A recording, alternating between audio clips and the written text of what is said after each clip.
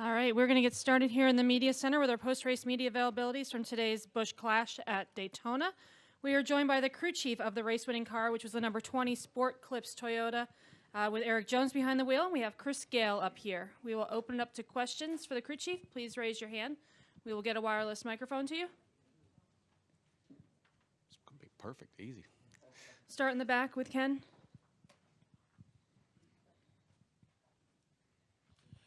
What are you going to do with this car? Is there anything you can do with this car? No, not really. To be honest with you, we have an allotment of cars we can use this year. Actually, the Clash car is not counted that allotment, so they're pretty much junk after this race. So we were joking around in Victory Lane. I think Jones is going to get this. We did like a whole retro Terry Labonte crashed car in Victory Lane kind of photo. So I think he's going to get Coach to give it to him probably. We're also joined by the owner of Joe Gibbs Racing, Coach Gibbs. We'll continue with questions. We'll go to Jeff here in the middle and then Jordan. Jeff Gluck from The Athletic. Chris, I mean, is there a way to say, like, how many laps of this car have left in it if you're just going to run on its own? Not many, because it was running way hot. And we had just kind of decided that last caution, we were going to come back down with the one to go and pull real tight, but it was running too hot, and we're like, we don't have a shot to win the race if we do that. So, who cares? If it doesn't make it, it doesn't make it. So we had kind of committed to that. So who knows? Jordan Bianchi, The Athletic. This question is for both of you guys. We saw it again today. The manufacturers, lining up and racing. Was that the plan in your camp today of going into this race of we need to stick together? Was there a concentrated effort? I guess? Yeah, I mean, I think we all do what we can to help each other as teammates. You know what I mean? And so I think from our standpoint, we always do that until the end of the race. You know what I mean? So it's yes, that was the plan. Where we got kind of off sequence and screwed up is when we slid through our box, and then we wound up losing a lap. So then we kind of got stuck with three of them out there by themselves and us kind of a lap down. So then that's kind of when the plan changed. I think it was easier today, too, with fewer cars to try and get together. The problem is you'd like to do that in the 500, but there's so much going on. And, I think you like to work together, but it rarely works out. Yeah, there was, 7 Fords, 7 Chevys, and 4 Toyotas. So the numbers were more even today than they're going to be next week. Go to Dustin. Dustin Long, NBC Sports. Chris, I wanted to ask you about qualifying. We have seen, especially last year, the Toyotas were not as fast in qualifying. Obviously, the race result turned out well. But was there a concerted effort to find more speed after feeling comfortable about race setup? And how important is that, and kind of maybe you feel like you need to dictate things when you have fewer numbers? Yeah, I think it goes back to Talladega last fall. We didn't feel like we had as good a cars as we needed as a group. I think the 20 car qualified the best of the Toyota bunch at that race, and we kind of found something that we thought we could tweak on in the offseason and improve. But we definitely, I haven't looked at the average numbers, but we're definitely better than we have been qualifying here for these races. The faster cars win, right? They may not always win, but the numbers are going to show that they win, and they're going to be in better positions in the race to use runs and clear somebody, when they're faster. And so we have made a concerted effort to just make our program better qualifying without hurting race trim. Come here to the far right to Hill, and then we'll go to Jenna. Hill Overton over here, Coach, WNDB Radio. Do you feel like maybe Daytona is kind of a special place that you are destined after the great win you had here last February with Denny, and now the way things are falling? This place has been a real blessing for you and your team. How do you feel about Destiny and all that's happening? Well, certainly Daytona is a special place. And it holds a special place for us because when we first got in racing, our first year, we didn't win anything, and we're kind of second-guessing. Do we belong here? Is this too big for us? And we won that Daytona 593, and I think that kind of got our race team started. So it was a special place. But then we went like 20-something years without winning it. And so it is a special place for us. The thing I was going to say today, it was a classic example. That was one of the wildest things I've ever been in, racing.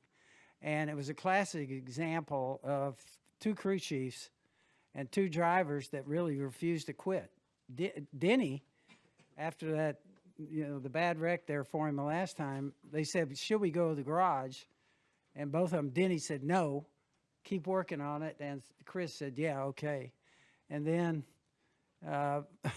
Eric on this side with Chris, it really was an example of just not quitting because everything in the world happened. I said, I don't know what the fans will say about that, but I think they're going to sure talk about it because it was wild. And that was something, it was just a rare experience. That may never happen again. We'll go to Jenna and then Bob. Jennifer AP. Hey, Coach. 2019 was. I'm right here. 2019 was an outstanding year for the organization, and so far 2020 has been an outstanding year for Joe Gibbs. You had the Hall of Fame last week, and then you were on field at the Super Bowl just a couple days later, and now a week later you're in victory lane. Have you had time to reflect on this like magical, 365 days for you and your organization? Yeah, I said that I felt like last year that was, everything with JD and everything that happened in that 500 was the greatest victory I've been a part of and so emotional for our family. And then I think that kind of carried through during the year. What I really messed up on at that speech, the acceptance speech, I left out a lot of people that meant so much to us. And I'm going to try and correct that. But is well. You got some time, don't you?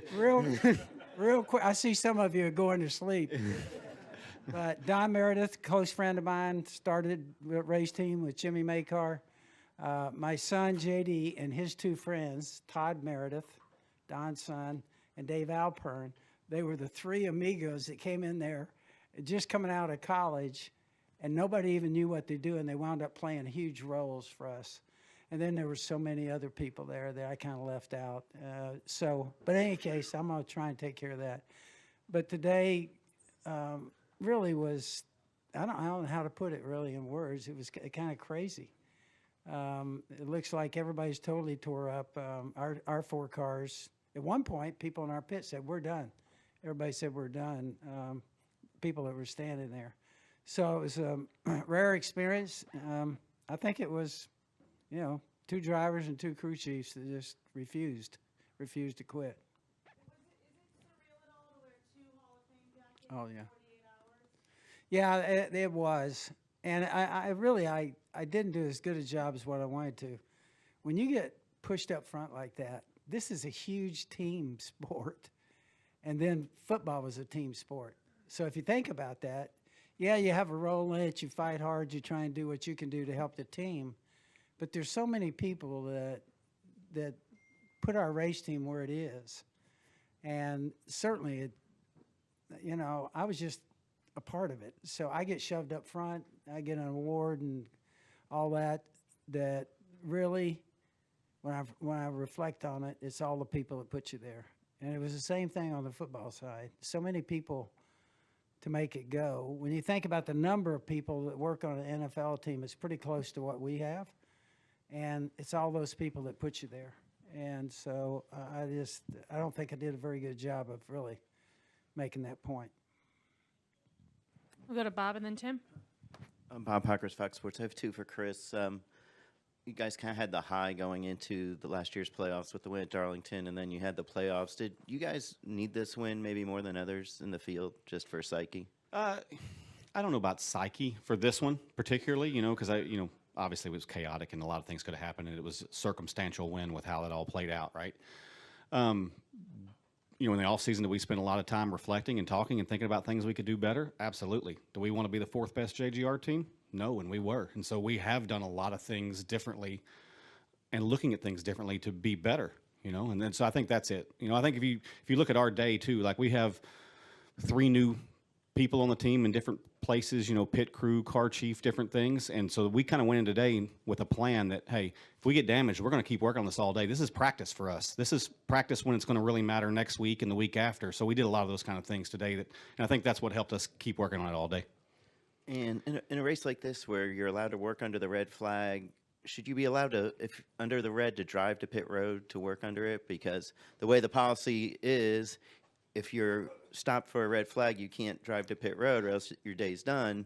So there are guys on pit road working on the car, and then there are guys out there that can't work. Yeah, I I understand that side of it, and I think to make it fair to the competitors, yes. However, I don't know how you safely do that in all situations, right? That's the problem, is the workers and everything out, and I don't know whether you'd put someone else in jeopardy. But I agree with you. From a competitor side, you'd all like the equal amount of time to work on the cars. Go to Tim. It's for Coach Tim Packman, KickingTheTires.net. In light of the torn up equipment you have today, from a financial standpoint, how much did it cost you to win that race today?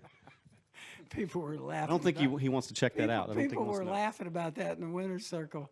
I said, "Yeah, I don't know what the number was. It was a big number to win a trophy." I think Yeah, 6 sets of tires we in a were all Clash kind race. of laughing about that, and we were joking, about. But for me, yeah, that's part of what we do. Daytona does have a tendency to, cost you a lot because we bring good stuff, and believe me, we really work on it hard, and it's our biggest race. We spend 2 months, really, in a lot of ways, getting ready for it. And so in some ways, that may not make sense, but it's so important. It's so important to our sponsors. If you think about this, one of the greatest things about today was Sport Clips. When they get with Erik, for some reason, they have a Gordon and Sport Clips. Think about that as a sponsor. He's been with us now 9 years. And that means so much to him and his company. And that's a part of our sport that you can't just, that is a huge part of what we do. And it's important for Erik, of course, to win and for all of us, but our sponsors are just a huge part of our sport, and they really are partners. They're in the race. The whole race, Sport Clips is going around with TV, and at the end, TV in the winner's circle. So it was a huge deal from that standpoint. I called him and talked to him. He was thrilled. We're going to go to Kelly and wrap up questions for Coach and Chris before we move on to Erik. Kelly Crandall, Racer.com. Coach, you said a few times at the end of last year that the way 2019, the success played out was kind of unusual to have a season like that. Yeah. But given that, same drivers, same crew chiefs, there's a parts freeze this year, so it's basically the same. Is there any reason to believe that you guys can't do what you did last year to match that level of success? I just think that there was so much that we were able to do last year that went our way. To win the Daytona 500, win the championship, and everything that went in between. That's just really hard in pro sports. You dream about it. You hope we can do it. We've worked that way to try and do it. But being realistic about it, I don't think many people would give us odds to be able to duplicate that. Go to Jerry. Jerry Jordan, KickingTheTires.net. Now you're on the spot. Erik's here. Does he get the car? This one, we may give it to him. I get that, yeah. I don't think we want that back. All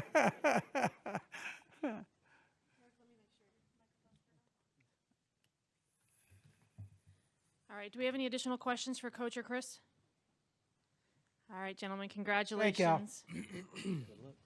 Yeah, thanks. And we are joined by our race winner, Erik Jones, who drove that number 20 Sport Clips Toyota to victory lane. We will open up to questions for Erik. We'll start here with Jeff. Erik, so Denny's behind you. He's damaged. You're damaged, obviously. What are you thinking as he's pushing? I mean, what are you trying to do there? Well, when the 42 and I kind of started swapping back and forth there coming to the white, I was like, man, we're probably out of it now. I was so slow by myself with all the damage. I just started looking for the 11. I knew he was out there, and I figured Rick, my spotter, had told me he would help us out. So I'm just kind of looking for him, and he started getting ahead of steam, and he started pushing me, and I'm like, I don't know if we're going to get going fast enough to even catch him because we were both pretty damaged, and we started getting a little momentum. I started getting a little sniff of air off those guys in front of me, and we got a good run off of 2, and I'm like, oh, we're going to get there. We just got to anticipate the block. And those guys were so focused on each other that we started passing them, and I'm like, oh, okay, and we just kept going. So I was like, hell yeah, I mean, we're going to win the race. So it was really cool. It was a strange race, obviously, from a lot of aspects. Craziest race I've ever been in, let alone won, and definitely the most damaged car I've won with. But, just when he started pushing, I had it to the floor. That's as much as my car had, with all the damage, and I was just hoping we could get enough momentum to at least have a shot to get back to the front. Go to Lewis and then Hill. Louis Torres, Motorsports Reviewed. So, David Pearson and Terry Labonte won in wrecked race cars. You're now won in a wrecked race car. What was the mindset that you had in just surviving this and kept on going to get this biggest win? Is this the biggest win of your career up to this moment? I don't know if it's the biggest win, but definitely the one of the coolest. I mean, just from an aspect that me and my friends will laugh about this one for a long time, looking back at it and wondering how we won. We got in that first wreck, and I was like, well, we'll keep going. We don't have too much damage. And we got in the second wreck. I was like, all right, well, let's keep going. I think we can fix it again. We got in the third wreck, and I was like, man, it's pretty tore up. And Chris said, well, let's bring it in. We'll look at it. And they thought they could patch it back up. And I went back out, and I said, yeah, I can still make laps. So, there was no reason for us. As long as the thing could keep making left turns and had power, we were going to keep going. I mean, this race just nothing to lose, right? We don't have to. There was only 5-6 cars out there, so I thought, man, if I'm in it, I got a shot. Everybody's got damage, so just pushing to the end and just hoping to still be in it and hoping people would keep taking each other out and eliminating each other, and we would have a shot, which, we did, and it worked out. Go to Hill and then Mark. Over here. Eric Hill, Overton, WNDB Radio. In your heart of hearts, looking back at it, when the cars were all intact, you were running the earlier part, the mid portions of the race. What was your assessment of what you think your position would be at the end? Did you feel you had the car capable of going all the way to win or no? It's hard to say. I never really – I raced a little bit at the start and then slid through the pit box, one lap down, and I was like, hopefully we get your caution, get the lucky dog, and we did. And I thought we had good speed. I mean, it takes a lot of things to go your way to win here.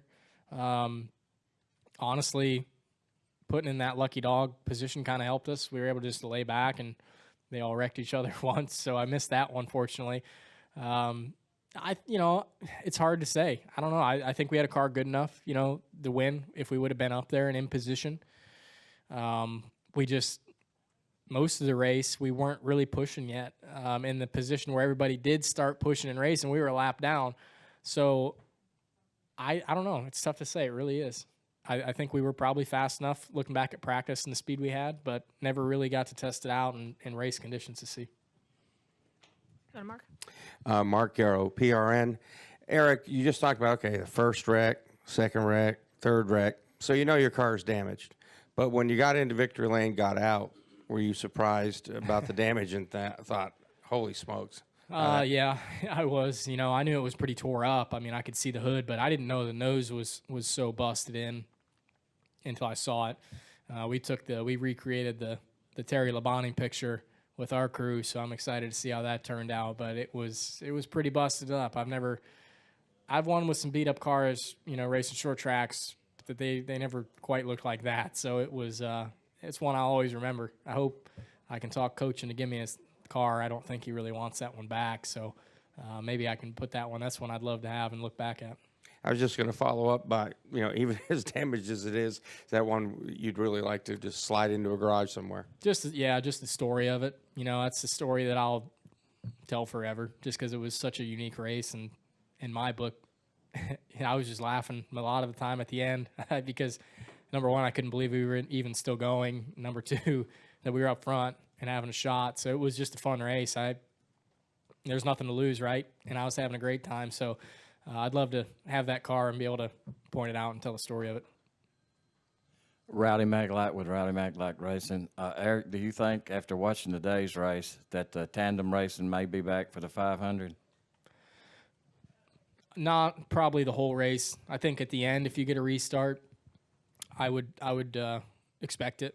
I think it's possible now with the package. The cars just punch such a big hole in the air now. You can get all the way to people's bumpers with pretty minimal effort from both driver. As long as the lead guy gives you a little bit of brake drag and you can lock on, you stay locked on for a long time. It made it easy at the end. Like I said, we had so much damage, I didn't have to drag any brake. It was just very slow, so Denny could push me.